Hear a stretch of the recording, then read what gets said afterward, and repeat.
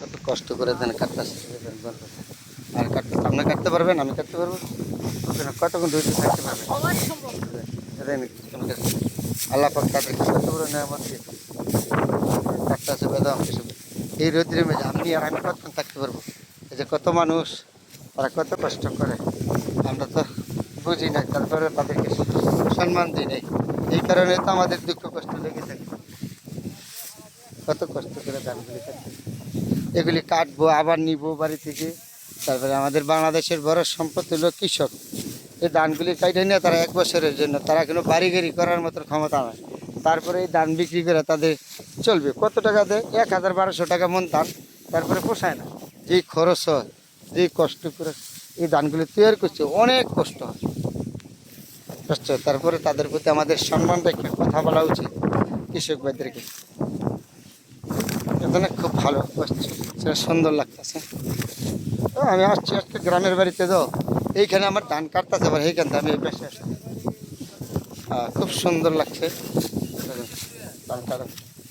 এটাই দেখলাম চিন্তা করে তারা কত কষ্ট করে। আমরা তো শহর বন্ধুরা চাকরি করে 6 তলায় 9 তলায় ঘুমাই, তাদের দিকে আমরা বুঝি না তারা যে কত কষ্ট করে মাঠে কাটে। এখন বাস্তবে দেখাই দিলাম এই মাঠে কাটে কত কষ্ট করে এই কৃষক ভাইগুলো। এই যে ধান কাটতেছে কতগুলি মানুষ দেখছেন এই রোদ্রের মধ্যে, রোদ্রের তাপে আমি দাঁড়াইতে পারি না, মাথা গরম হয়ে গেছে।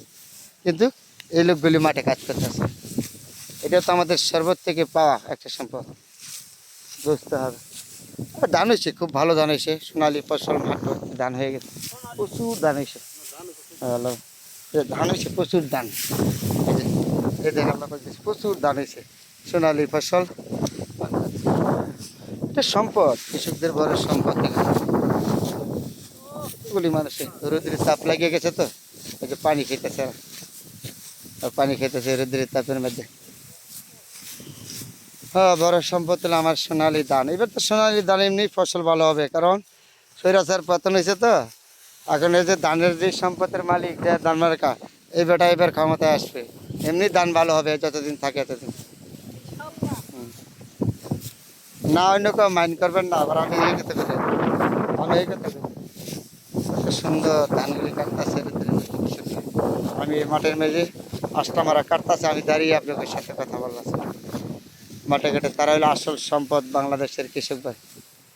দোয়া ছাড়া আর কিছু করার নাই, তাদের জন্য দোয়া করতে হবে। তারা হলো দেশের সম্পদ কৃষক। যত যে জায়গায় থাকেন 10 তলায় 9 তলায়, কৃষকরা তৈরি না করে দিলে খাইতে পারবেন, তারা তৈরি করে দিলে খাইতে পারবেন। তাদের এই রোদ্রে পুরা মেঘে বীজ তারা এগুলি তৈরি করে তো আপনাদের আমাদের এত টাকাতে কিনা খায় সেটা বড় কথা না, তৈরি করে হইলে সর্বত থেকে বড় সম্পদ। আবার কত কষ্ট করতেছে এই রোদ্রের মেঝে মানুষগুলি। আজকের জন্য বিদায় নিলাম, অন্য কোনো সময় আবার কথা হবে।